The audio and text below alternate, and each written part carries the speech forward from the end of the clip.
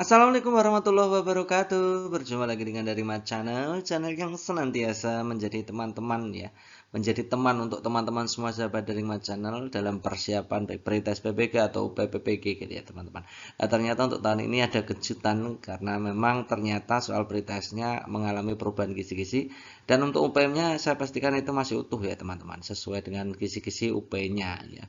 Jadi teman-teman berbeda antara belajar menghadapi pre-tes PPG dengan belajar menghadapi UP untuk tahun ini memang berbeda. Dulunya sama saja gitu ya teman-teman ya. Oke teman-teman, kita sudah memasuki program ke-10 persiapan menghadapi pre-tes PPG 2023, tentunya untuk kategori A dan kategori B yang belum tes gitu ya teman-teman ya. Yang sudah tes kan kemarin tanggal 22 sampai 24. Nah, kita rangkum kira-kira yang keluar di 22 dan 24 itu apa saja gitu ya teman-teman. Jadi nanti teman-teman bisa mempelajari dan mempersiapkan diri bahan-bahannya apa saja yang harus dipelajari agar lolos gitu ya. Karena kesempatan ini sangat penting untuk teman-teman ya. Apalagi sekarang untuk semua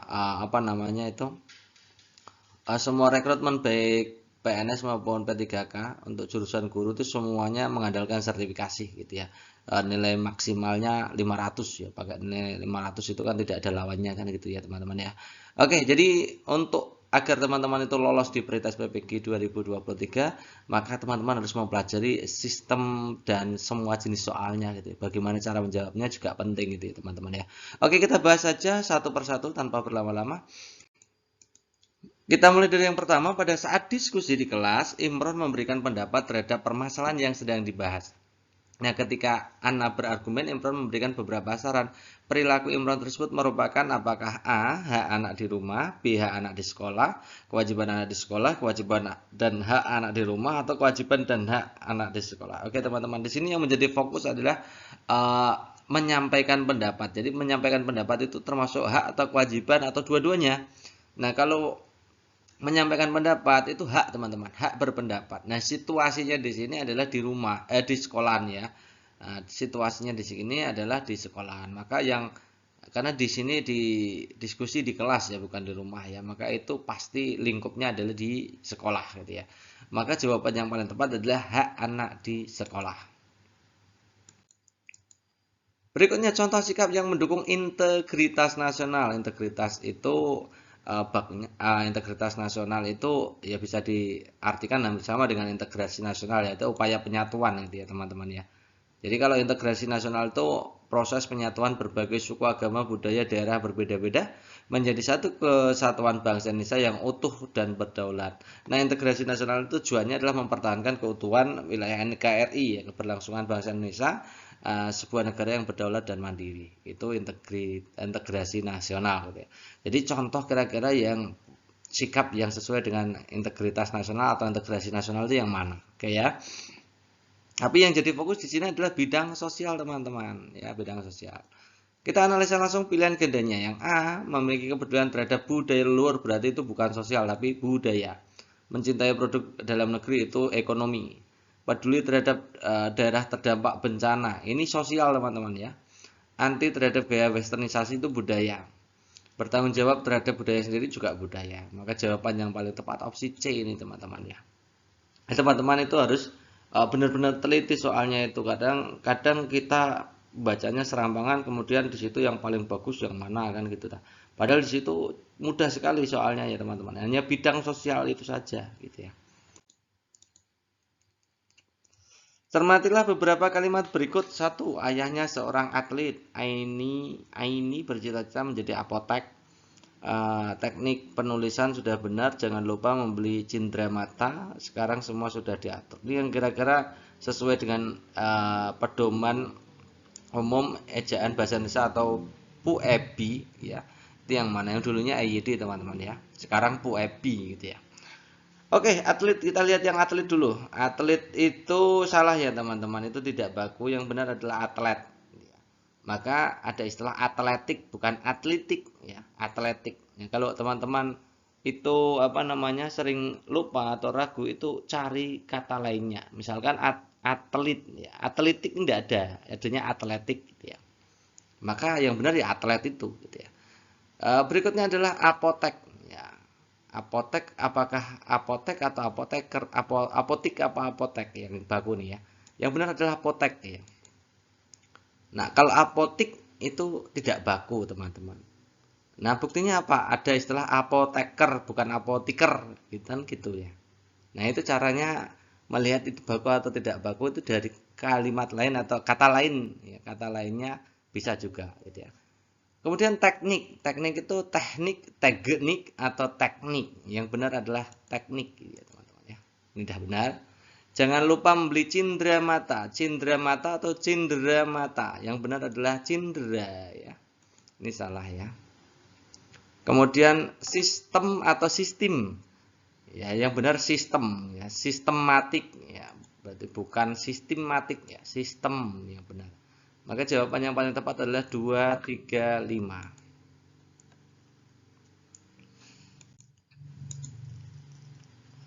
Kanker leher rahim adalah jenis kanker yang saat ini menduduki peringkat tinggi di Indonesia. Untuk mendeteksi gejalanya maka harus dilakukan pemeriksaan dini. Kosakata yang tepat untuk menggantikan kata yang dicetak tebal pada kalimat tersebut adalah titik-titik, gitu ya. Mendeteksi gejala maka dilakukan pemeriksaan dini ya. Pemeriksaan dini itu artinya apa, gitu ya. Untuk khusus kanker leher rahim, gitu ya. Kita lihat ya istilah-istilahnya, istilah atau kosakatanya berhubungan dengan kedokteran gitu ya.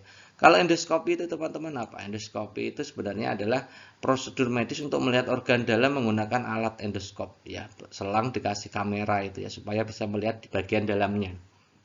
Itu endoskopi. Anestesi itu biasanya namanya adalah bius gitu ya. Bahasa kedokterannya atau bahasa kesehatannya adalah anestesi. Injeksi itu suntik teman-teman ya. Suntik ya.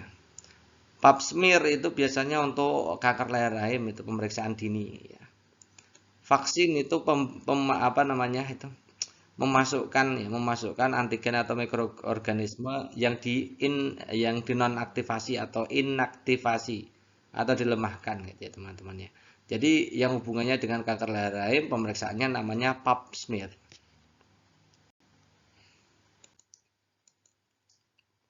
Perhatikan teks berikut, saya bacakan dulu teksnya, teman-teman sambil juga membaca gitu tentunya. Pembelajaran pada masa COVID-19 tidak bisa dilaksanakan secara tatap muka karena beresiko. Sulitnya warga sekolah dalam menerapkan protokol kesehatan melaksanakan 3M, yaitu memakai masker, mencuci tangan, menjaga jarak, menjadi salah satu penyebabnya. Pembelajaran bisa dilakukan dengan alternatif lain dengan memanfaatkan jaringan internet. Dengan jaringan internet dan media elektronik, guru dan peserta didik bisa melaksanakan kegiatan pembelajaran jarak jauh dengan bantuan dan pengawasan orang tua. Nah, berdasarkan teks apa dampak yang akan terjadi jika COVID berpanjangan ya. Tapi ini pertanyaannya adalah terkait dengan teksnya teman-teman ya. Jangan punya pemikiran yang lain. Kita fokusnya ke teksnya karena teksnya disediakan gitu ya. Kita lihat yang A, pemanfaatan teknologi merata di seluruh wilayah. Ini kalau dalam teks itu tidak secara eksplisit terlihat gitu ya teman-teman ya. Karena jaringan internet itu belum tentu di seluruh Indonesia ada kan gitu ya. Yang B, peran guru di sekolah tergantikan oleh orang tua. Ini tidak ada ya. Di sini tidak menggantikan tapi dengan dibantu pengawasan orang tua. Jadi tidak mungkin tergantikan peran guru itu. Yang C, prestasi hasil belajar peserta didik akan semakin menurun. Di sini juga tidak ada. Pada teks tidak ada keterangan tentang itu secara implisit maupun eksplisit tidak ada gitu ya. Kerjasama antar guru dan orang tua peserta didik meningkat. Nah, ini ada teman-teman ya. Karena di situ peran orang tua sangat penting untuk membantu guru di rumah mengawasi juga ya, mengawasi siswanya selama belajar. Jadi kerjasama ini benar gitu ya, teman. Peserta didik bisa kehilangan kesempatan belajar lebih besar. Ini juga tidak ya, karena terbukti bahwa pembelajaran itu bisa dilaksanakan secara daring atau dalam jaringan ya, melalui media elektronik dan internet ya teman-teman. Jadi yang paling tepat adalah opsi D. Contoh peralatan yang memodifikasi cahaya matahari menjadi listrik. Oke, kita lihat ya lampu mobil. Lampu mobil itu biasanya dari aki ya teman-teman. Lampu mobil itu dari aki, itu biasanya energi listriknya hasil aki ya, kimia menjadi listrik itu aki. Ya, listriknya diubah menjadi cahaya. LCD proyektor ini juga listriknya diubah menjadi cahaya. Menjemur pakaian itu cahaya matahari menjadi panas gitu ya. Kemudian lampu tenaga surya itu biasanya cahaya menjadi listrik ya. lampu tenaga surya gitu ya. Jadi cahaya kemudian menjadi listrik, kemudian diubah menjadi cahaya lagi kan gitu ya. Pengering rambut itu listrik menjadi panas gitu ya teman-teman ya. Jadi jawaban yang paling tepat adalah opsi D.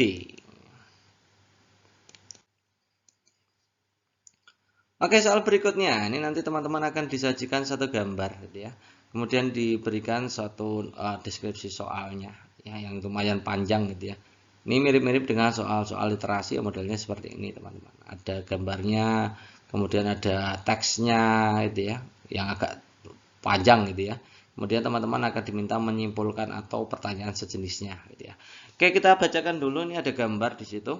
Kemudian berdasarkan gambar di atas, Pak Agus sebagai seorang petani menyimpulkan bahwa faktor-faktor penyebab pencemaran air sungai adalah limbah cair pabrik, aktivitas pertanian dengan penggunaan pupuk kimia yang tidak terkontrol, dan aktivitas mencuci pakaian yang limbahnya dibuang ke sungai. Jadi ada 3 yang diamati oleh seorang petani. Ya, Pak Agus ini mengamati ada 3. Ya, tadi saya ulangi lagi, ada limbah dari pabrik, kemudian limbah kimia dari pupuk kimia, kemudian yang ketiga adalah limbah rumah tangga yang mencuci pakaian yang limbahnya dibuang di sungai. Oke, berdasarkan hal tersebut maka sebaiknya Pak Agus untuk menangani limbah. Jadi proses menangani limbah yang paling tepat itu yang mana gitu ya. Mengajak warga untuk memprotes pabrik yang membuang limbah ke sungai, ini tentu saja kurang tepat gitu ya. Menulis artikel tentang bahaya pencemaran lingkungan terhadap hasil pertanian, ini juga kurang tepat. Mengajak warga memanfaatkan limbah menjadi pupuk organik buatan, ini juga tidak tepat. Melaporkan pemilik pabrik pada pihak berwajib, ini juga tidak tepat ya. Mengajak warga untuk berhenti mencuci pakaian di sungai, nah ini yang paling tepat berdasarkan teks gitu ya, karena salah satu pencemaran itu akibat air deterjen atau air deterjen itu menjadi limbah untuk sungai gitu ya teman-teman. Cocok dengan deskripsinya.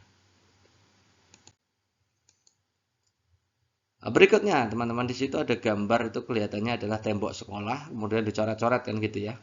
Gambar tersebut menunjukkan adanya fenomena banyak coretan yang mengurangi keindahan yang ada di tembok.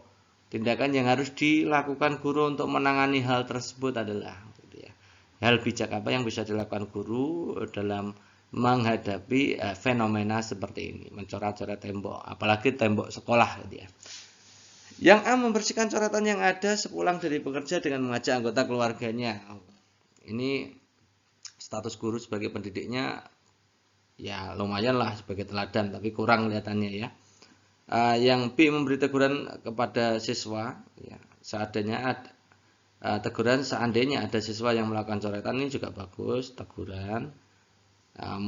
Tapi kurang kreatif gitu ya. Yang C itu menanamkan hidup bersih, indah, dan mengajak siswanya melakukan kebersihan lingkungan sekitar. Nah ini ya, yang C ini bagus ya, menanamkan hidup bersih dan indah, ya menjaga keindahan, menjaga kebersihan gitu ya. Itu ditanamkan dulu sikapnya ditanamkan dulu, karakternya ditanamkan dulu. Nah, kemudian bagaimana cara menanamkan karakter tersebut? Ya siswanya diajak untuk melakukan kebersihan lingkungan itu. Yang C ini bagus sekali, kita kasih centang dulu. Membuat artikel terkait kebersihan lingkungan dan dibagikan kepada guru dan semua murid, ini kurang ya. Melaporkan pada dinas, ini juga kurang. Jadi yang paling bagus memang sebagai pendidik ya harus mendidik siswanya, mendidiknya berupa pendidikan karakter, kemudian juga actionnya juga ada. Jadi bersama-sama dengan siswa membersihkan lingkungan sekitar. Cara yang tepat untuk mencegah jatuh pada saat berjalan di tempat licin. Yang A, memperbesar gaya gesek, memperkecil gaya gesek, memperbesar gaya sentuh, memperluas alas kaki, atau mempersempit alas kaki. Oke, ini terkait dengan gaya gesek teman-teman. Saya jelaskan dulu supaya teman-teman paham nanti implikasinya seperti apa. Ya. Yang pertama, ini cara memperkecil gaya gesek. Jadi gaya gesek itu bisa diperkecil atau pakai pelumas. Nah, kalau kita tadi hubungannya dengan agar tidak terjatuh, pakai pelumas kan jatuh. Jadi tidak mungkin memperkecil gaya gesek kan teman-teman ya. Yang kedua, memperkecil luas permukaan benda. Yang ketiga, memberikan roda gitu ya. Yang keempat adalah memperhalus permukaan benda. Ini semakin halus, semakin licin ya, semakin gaya geseknya semakin kecil. Jadi ini cara untuk memperkecil gaya gesek. Nah, kalau dari sini kita lihat ya tadi ya. Kalau berarti kalau apa namanya supaya tidak jatuh itu jangan memperkecil gaya gesek. Apalagi menggunakan pelumas gitu ya, nanti malah jatuhnya lama gitu ya. Kemudian yang kedua adalah memperbesar gaya gesek. Apa hubungannya dengan soal tadi? Nanti kita lihat ya. Membuat corak kasar pada permukaan benda. Ya seperti ban ya. Ban itu dibuat corak kasar supaya gaya geseknya semakin besar, supaya tidak mudah tergelincir gitu ya. Melapisi permukaan benda dengan karet, misalkan kita memakai sendal, kan berbahan alasnya karet itu supaya tidak mudah jatuh. Termasuk salah satu cara untuk memperbesar gaya gesek itu ya. Yang ketiga memperluas bidang permukaan. Ya, semakin luas bidang permukaannya, semakin banyak gaya geseknya. Dari sini kita bisa lihat ya, ternyata mencegah jatuh pada saat berjalan itu harus memperbesar gaya geseknya. Itu ya. Soal berikutnya, ini tentang ASEAN teman-teman. ASEAN banyak sekali muncul, jadi teman-teman harus fokus juga baik kerjasamanya atau soal-soal yang lain gitu ya. Berikutnya beberapa manfaat dari ASEAN adalah para anggotanya tidak ada peperangan, negara aman, serta relasi kerjasama yang teratur antar anggota, memperjuangkan HAM, meningkatkan pemberian beasiswa bagi peserta didik dari negara-negara anggota. Manfaat ASEAN yang mencerminkan bidang politik dan keamanan. Politik keamanan. Jadi kita analisa A sampai E ini yang dua-duanya ada, baik politik maupun keamanan. Oke ya. Menjalin kerjasama di bidang pembangunan percepatan kemajuan ekonomi, jelas ekonomi ini ya bidangnya. Wadah memperjuangkan kepentingan nasional, ini biasanya politik gitu ya. Stabilitas perdamaian keteraturan, ini politik dan keamanan karena stabilitas hubungannya. Perdamaian itu hubungannya dengan keamanan. Sebagai anggota yang memperjuangkan hak asasi manusia, ini HAM. Mendayagunakan aparatur negara dengan baik, ini bidang politik gitu ya, dan tata negara tentunya. Politik dan tata negara ini kurangnya. Kasih sendirilah teman-temannya, ini politik tata negara yang ini. Maka jawaban yang paling tepat adalah opsi C. Indonesia memiliki keberagaman budaya, salah satunya adalah bahasa daerah. Salah satu upaya yang dapat kita lakukan untuk melestarikan bahasa daerah sebagai aset kekayaan budaya bangsa adalah titik-titik. Bagaimana cara melestarikannya? Kita lihat analisa ya. Analisanya nanti aja lah. Kita lihat pilihan gandanya dulu. Menetapkan bahasa daerah sebagai bahasa resmi di sekolah, menggunakan bahasa daerah pada acara-acara hari besar nasional, membiasakan bahasa daerah sebagai sarana komunikasi di rumah, menugaskan peserta didik membuat semua tugas dalam bahasa daerah, menggunakan bahasa daerah sebagai bahasa pengantar resmi di sekolah. Oke, kalau kita lihat dari A sampai ini teman-teman harus bisa membedakan itu fungsi bahasa daerah apa itu fungsi bahasa negara, ya teman-teman. Jadi gini teman-teman. Jadi ada fungsi bahasa Indonesia khusus untuk bahasa Indonesia sebagai bahasa negara. Ini fungsinya nanti harus dilakukan gitu ya. Selain itu boleh kita menggunakan bahasa daerah. Apa saja rambu-rambunya harus pakai bahasa Indonesia. Yang pertama itu bahasa resmi kenegaraan, baik pidato, upacara dan lain-lain itu pakainya bahasa Indonesia. Wajib, tidak boleh pakai bahasa daerah. Itu batasannya. Yang kedua, batasan kedua adalah bahasa pengantar di dunia pendidikan. Jadi dalam pembelajaran, tugas, mencatat dan lain-lain itu pakainya bahasa Indonesia, teman-teman. Itu ya. Kemudian alat perhubungan pada tingkat nasional ya. Komunikasi secara nasional gitu ya. Biasanya untuk kepentingan perencanaan pelaksanaan pembangunan itu semuanya menggunakan bahasa Indonesia. Itu rambu-rambu ketiga. Rambu-rambu keempat, alat pengembangan kebudayaan, ilmu pengetahuan dan teknologi, ini pembuatan jurnal, artikel dan lain-lain itu pakai bahasa Indonesia. Selain dari ini boleh pakai bahasa daerah. Itu rambu-rambunya begitu. Nah, kalau kita lihat ya, yang A, menetapkan bahasa daerah sebagai bahasa resmi di sekolah tidak boleh karena di sekolah itu termasuk kedinasan. Jadi harusnya pakai bahasa negara, bahasa Indonesia. Menggunakan bahasa daerah pada acara-acara hari besar nasional ini juga kedinasan. Harusnya pakai bahasa Indonesia. Membiasakan bahasa daerah sarana komunikasi di rumah ini boleh-boleh saja kalau komunikasi di rumah ya. Ini boleh-boleh saja. Menugaskan peserta didik membuat semua tugas bahasa Indonesia. Nah, ini tugas dalam dunia kependidikan harusnya pakai bahasa Indonesia. Menggunakan bahasa daerah sebagai bahasa pengantar resmi di sekolah. Pengantar resmi pembelajaran di sekolah itu tidak boleh pakai bahasa daerah, tapi pakai bahasa Indonesia gitu ya. Maka jawaban yang paling tepat opsi C. Berikutnya, perhatikan Presiden Republik Indonesia berikut dari Soekarno, Soeharto, B.J. Habibie, Abdurrahman Wahid, Megawati Soekarno Putri, Susilo Bambang Yudhoyono, atau Joko Widodo nomor 7-nya. Berdasarkan data tersebut, masa jabatan presiden yang sesuai dengan amandemen UUD 45 yang mana? 1, 2, 3, 4, 45, 56, atau 67. Oke, kita lihat ya. Ini sebenarnya mudah teman-teman ya. Amandemen itu dilakukan di tahun 99 sampai 2000 berapa itu. Jadi di bawah itu pasti tidak sesuai presidennya gitu ya. Nah, menurut pasal 7 ini tentang masa jabatan presiden itu Undang-Undang Dasar 1945 amandemen di pasal 7 gitu teman-teman ya. Jadi pasal 7 yang baru itu bunyinya begini. Presiden dan wakil presiden memegang jabatannya selama 5 tahun dan sesudahnya dapat dipilih kembali dalam jabatan yang sama hanya 1 kali masa jabatan. Awalnya itu hanya sampai dapat dipilih kembali. Ya, awalnya ya, sampai di sini.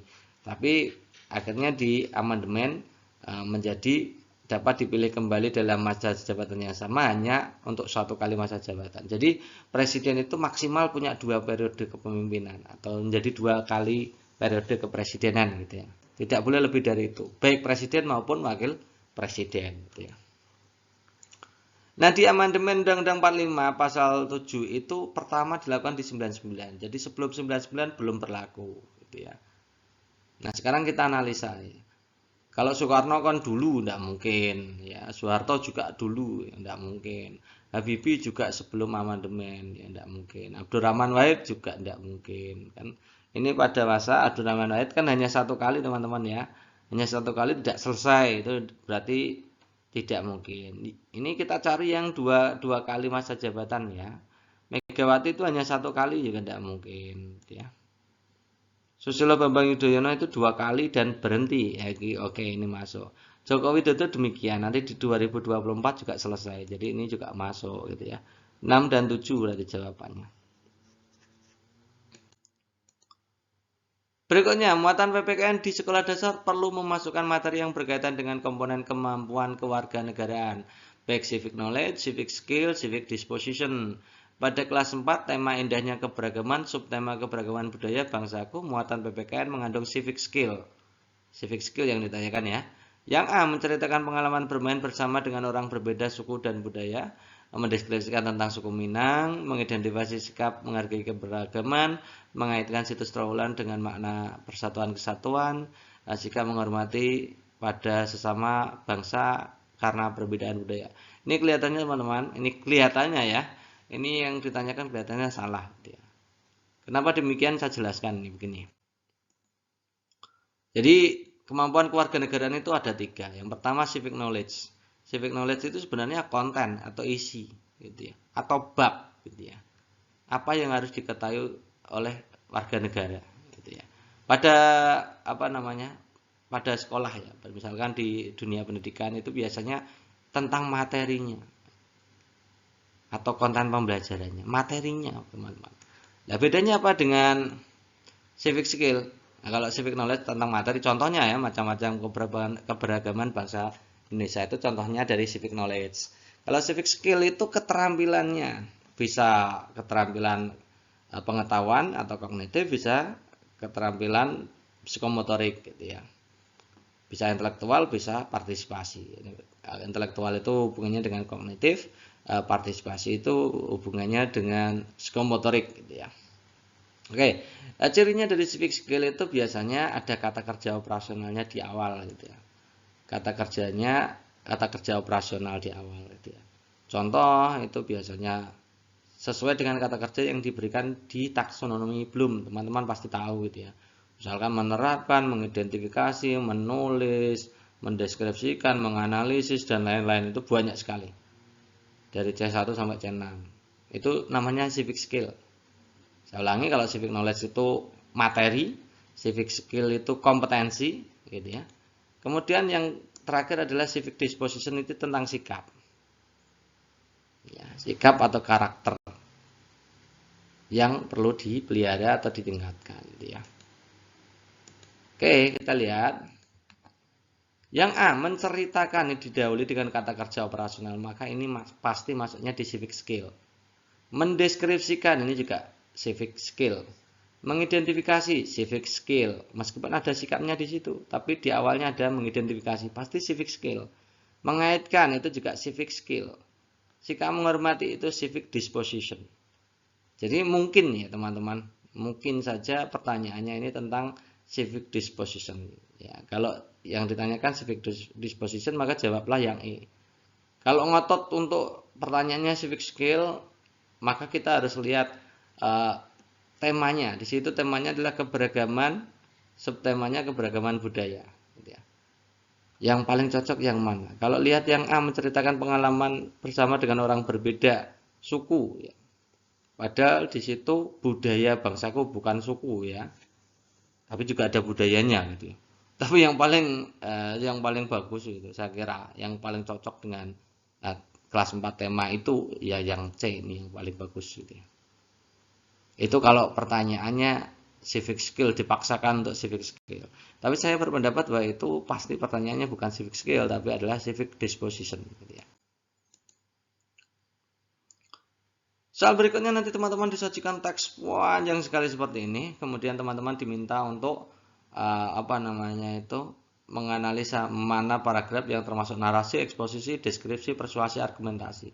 Tapi beberapa contoh soal ya asli ya, contoh soal asli yang beredar di Telegram dan lain-lain, teman-teman juga pasti tahu. Biasanya di bagian akhirnya sudah diterangkan jenis paragrafnya. Jadi teman-teman kadang-kadang tidak usah baca teksnya.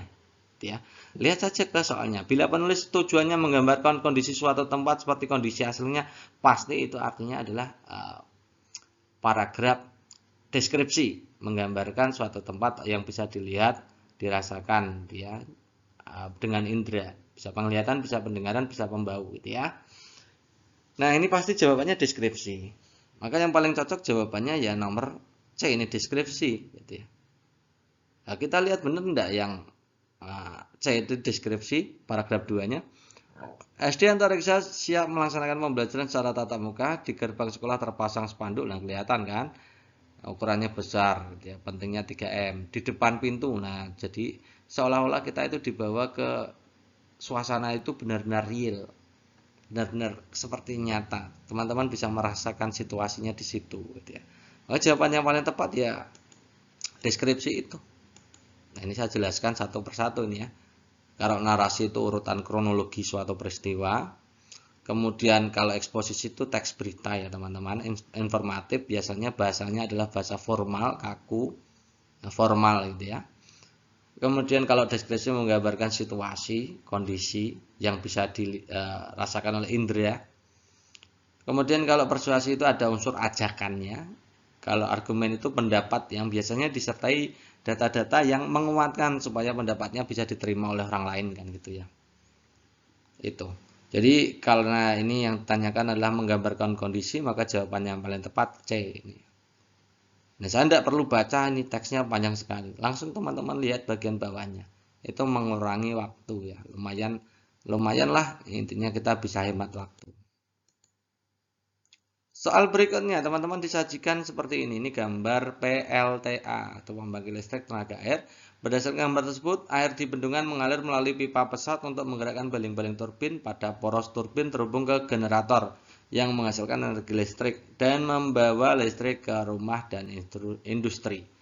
Perubahan energi yang terjadi adalah kita lihat pilihan gandanya kinetik, potensial, mekanik listrik dibolak-balik. Oke, kita lihat teman-teman. Jadi dalam PLTA itu biasanya ada bendungan. Tujuan dari bendungan adalah untuk meningkatkan energi potensialnya. Energi potensial itu energi karena faktor ketinggian. Jadi semakin tinggi air, nanti kalau turun ke bawah itu energi potensialnya kan besar, nanti turun ke bawah itu diubah menjadi energi kinetik.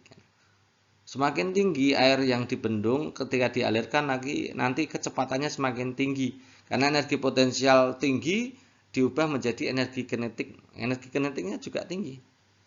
Nah ini, jadi energi potensial ketika dialirkan menjadi energi kinetik.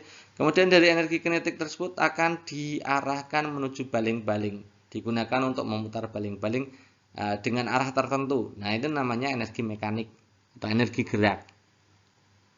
ada arah tertentunya gitu ya teman-teman. Kalau energi kinetik kan lurus gitu aja.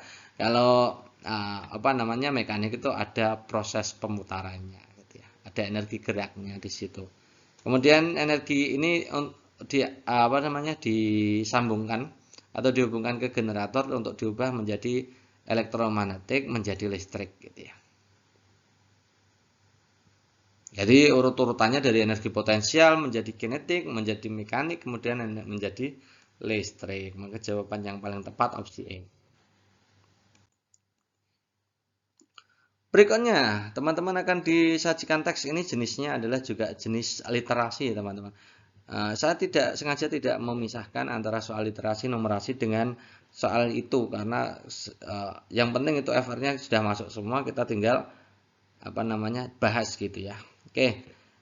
Teks berikut untuk menjawab 2930 ini jenis teksnya adalah teks literasi gitu ya. Pemerintah terus menggaungkan penyelamatan lingkungan melalui gerakan 3R, reduce, reuse, recycle. Reduce itu dimaksudkan mengurangi penggunaan barang yang berpotensi menjadi sampah. Reuse memanfaatkan barang yang sudah tidak terpakai untuk kepentingan lain. Recycle adalah mendaur ulang bekas menjadi produk baru yang bermanfaat. Nah, gerakan ini diharapkan mampu mengurangi kerusakan lingkungan akibat sampah. Hal ini telah direspon masyarakat dengan berbagai tindakan. Sebagian besar pedagang kecil sudah tidak menyiapkan kantong plastik. Beberapa perkantoran mewajibkan karyawannya membawa numblex untuk tempat minum, ya. Di beberapa kompleks perumahan menghiasi terasnya dengan pot-pot bunga bekas, kaleng susu, dan botol plastik. Bahkan ada yang menjual tikar hasil dari sampah tanaman enceng gondok. Nah, berdasarkan teks tersebut, implementasi 3R yang paling tepat. Oke, kita langsung analisa saja. Reduce ini pasangannya dengan yang A ya, yang warnanya apa namanya itu? Apa ya namanya itu? Krem-krem apa bagaimana saya tidak terlalu bisa warna apa ini namanya. Reduce itu pot dari kaleng. Teman-teman harus tahu reduce itu mengurangi barang-barang yang berpotensi menjadi sampah kan itu ya. Pot dari kaleng itu kalengnya kan sudah dipakai, berarti harusnya pot dari kaleng itu bukan reduce tapi reuse, digunakan kembali untuk kepentingan yang lain gitu ya. Jadi tidak mungkin tikar dari enceng gondok itu harusnya bukan reuse. Reuse itu contohnya ya pot dari kaleng tadi, penggunaan untuk kepentingan lain gitu ya. Kalau tikar dari enceng gondok itu memproduksi barang baru dari barang sampah, itu namanya recycle gitu ya. Membawa tas sendiri ini harusnya reduce, ini kebalik-balik semua tiga-tiganya ini. Kemudian yang bagian bawah yang warnanya biru kita lihat reduce membawa numblex, ini benar. Numblex itu tempat minum, jadi tidak dibiasakan untuk membawa plastik minum kan gitu ya. Tapi yang bisa digunakan berulang-ulang, gitu ya, membawa numblex. Boleh ini reduce benar ya. Reuse tikar dari enceng gondok, itu bukan reuse teman-teman. Karena itu produk baru gitu ya, dari sampah. Itu namanya harusnya recycle. Pot dari botol bekas itu berarti kan mendaur ulang, bukan namanya menggunakan kembali untuk kepentingan lain kan. Jadi ini harusnya pakainya reuse yang pot dari bekas. Maka jawaban yang tepat yang hijau itu ya. Membawa numblex itu reduce, pot dari botol bekas itu reuse, recycle-nya tikar dari enceng gondok itu teman-teman ya. Soal berikutnya, nanti teman-teman disajikan gambar di sini ada gerobak yang ditarik oleh dua orang, kemudian ada yang mendorong. Jadi tiga-tiganya ini saling apa namanya itu. Resultannya tinggal dijumlahkan karena arahnya sama semua, gitu ya. Gerobak berisi pasir mendapatkan beberapa gaya. Ada 3 orang A, B, C, 140, 160, 180. Kita langsung aja tulis karena di sini A, B, C ini resultannya adalah ditambahkan, maka gaya totalnya adalah 480 kan gitu ya. Mendapatkan percepatan 80 meter per sekon memindahkan 60 kg. Masanya 60 kg. Benar nggak ini percepatannya 8 meter per sekon? Kita bisa mencarinya dengan merumuskan A sama dengan F per M kan. A itu F per M, 480 dibagi 60 benar 8 meter per sekon. Ya, percepatannya benar 8 meter per sekon kuadrat. Oke, kemudian jika ABC memberikan gaya sebesar tersebut, jadi gayanya sama, F awal dan F akhirnya sama. Oke, kita tulis F akhirnya sama. memindahkan pasir percepatannya ternyata lebih tinggi, ya, lebih tinggi. Kalau percepatannya 12, kira-kira masanya bagaimana? Dengan rumus tadi bisa kan? Mencari M berarti F per A. F-nya 480, A-nya 12, jadi 40 kilo. Kalau mau semakin cepat, maka masanya semakin dikurangi kan lebih cepat kan? Kan logikanya gitu. Semakin besar masanya maka percepatannya semakin rendah. Semakin berat kan semakin rendah kan gitu ya. Itu. Maka jawaban yang paling tepat adalah yang D, 40 kg. Pada hari Minggu, Made bersepeda ke rumah nenek. Made menempuh jarak 4.500 meter selama 1,5 jam. Sampai di rumah nenek dia menghitung kecepatan rata-rata sepedanya. Ada 4 ini ya. Jarak dibagi waktu tempuh, jarak dibagi waktu tempuh dibagi 1000, jarak dibagi 1000 hasilnya dibagi waktu tempuh. Atau yang keempat adalah jarak dibagi waktu tempuh kali 60. Cara yang paling tepat dilakukan Made menghitung kecepatan rata-ratanya. Oke, kita bahas soalnya, kita tulis dulu ya. Satuannya ingin jadi kilometer per jam kan. Ini soalnya ini. Jadi jaraknya kita tulis dulu. Ini ada dua cara teman-teman ya. Cara pertama jaraknya kita tulis dulu 4.500 meter diubah ke kilometer. Caranya bagaimana? Cukup dibagi 1000. Jadi jaraknya dibagi 1000 menjadi 4,5 km. Diubah jaraknya dulu menjadi kilometer, kemudian waktunya dibiarkan karena satuannya ingin kilometer per jam kan. Baru menghitung pakai kecepatan, rumusnya jarak dibagi waktu. Jaraknya 4,5 km, waktunya 1,5 jam. Jadi satuannya 3 km per jam. Ini boleh pakai cara ini. Atau kita konversinya setelah kecepatannya ditemukan dengan satuan berbeda ya. Jaraknya biarkan, waktunya biarkan. Nanti kalau menghitung kecepatan kan berarti satuannya jadi meter per jam kan. 3000 meter per jam. Ini dihitung kecepatannya dulu. Baru kecepatannya ini satuannya diubah menjadi kilometer dengan membagi 1000. Ya, 3000 dibagi 1000 kan 3. Jadi meternya jadi kilometer kan gitu. Boleh pakai cara ini juga. Nah, dari sini berarti kita lihat ya, kalau jarak dibagi waktu tempuh maka satuannya nanti jadi meter per jam, jadi tidak mungkin. Yang nomor 2 itu boleh. Ya, yang 2 itu boleh, yang ketiga juga boleh. Yang 2 itu dicari kecepatannya dulu, kemudian baru dikonversi. Yang nomor 3 itu dikonversi dulu jaraknya, baru dicari kecepatannya. Boleh, dua-duanya boleh. 2 dan 3 boleh. Berikutnya perubahan energi yang terjadi pada seorang pengendara sebagai berikut. Ini ada orang naik ke bukit kemudian turun gitu ya. Kita lihat pilihan gandanya ada 4 di situ. Yang ketahuan hanya 4 itu, yang E tidak ketahuan ya. Yang A posisi A ke B energi kinetik bertambah, energi potensial kurang. Terjadi perubahan energi potensial menjadi kinetik. Oke. Posisi B energi potensial paling kecil, energi kinetik paling besar. Terjadi perubahan dari energi potensial menjadi energi kinetik. Posisi B ke C besar energi potensial berkurang dan seterusnya gitu ya. Ternyata kita harus menganalisa ini. Jadi teman-teman harus paham energi potensial tadi sudah bahas ya. Energi potensial itu energi yang tergantung dari ketinggian. Semakin tinggi maka energi potensialnya semakin besar. Nah, kalau kita lihat di situ A, B, C, posisi A, B, C pada gambar, maka energi potensial paling tinggi di posisi B. Kan paling tinggi kan tempatnya, ya. Kemudian yang energi kinetik itu energi yang tergantung dari kecepatan. Rumusnya setengah mv kuadrat itu ya. M itu massa, V itu kecepatan. Gitu ya. Semakin cepat maka energi kinetiknya juga semakin besar, gitu ya. Oke, kita lihat yang posisi A menuju B. A menuju B. A itu bersepeda kemudian melambat akhirnya sampai di B. Nah, itu artinya kan semakin ke atas, semakin menuju ke B itu kan semakin melambat ya. Artinya energi kinetiknya kan berkurang. Ya, ini prosesnya adalah energi kinetiknya dari bawah itu kan cepat kemudian melambat. Energi kinetiknya itu kan berubah menjadi energi potensial. Ya, semakin tinggi kan energi potensialnya bertambah, energi kinetiknya semakin melambat kan gitu ya. Energi kinetiknya diubah menjadi energi potensial. Maka karena energi kinetik berubah menjadi EP, pelan-pelan mengalami proses, maka energi kinetiknya dari A menuju B semakin berkurang. Sampai 0, ketika di B itu energi kinetiknya 0. EP-nya semakin bertambah sampai di EP-nya di maksimalnya di B. Sebaliknya ketika B menuju C, itu energi potensial tadi tidak usah dikayuh ya, B ke C itu nanti turun sendiri gitu ya. Itu energi potensial yang tadi di atas maksimal itu akan diubah menjadi energi kinetik. Semakin ke bawah semakin cepat. Jadi EP-nya berkurang, kemudian EK-nya menjadi bertambah. Ya. EP kenapa berkurang? Semakin ketinggiannya semakin menurun kan, ke bawah kan. EK-nya semakin cepat, kan begitu. Maka dari opsi A sampai D ini yang cocok yang mana nih? Yang C ini coba dilihat ya.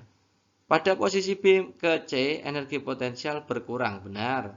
Energi kinetiknya bertambah, benar. Perubahan energi potensial menjadi energi kinetik, benar. Jadi jawabannya adalah C, gitu ya. Oke, itu dulu teman-teman untuk pembahasannya. Sekilas info bahwa dari My Channel sudah mengeluarkan ebook yang full FR gitu ya, tanggal 22, 23, 24 itu ya.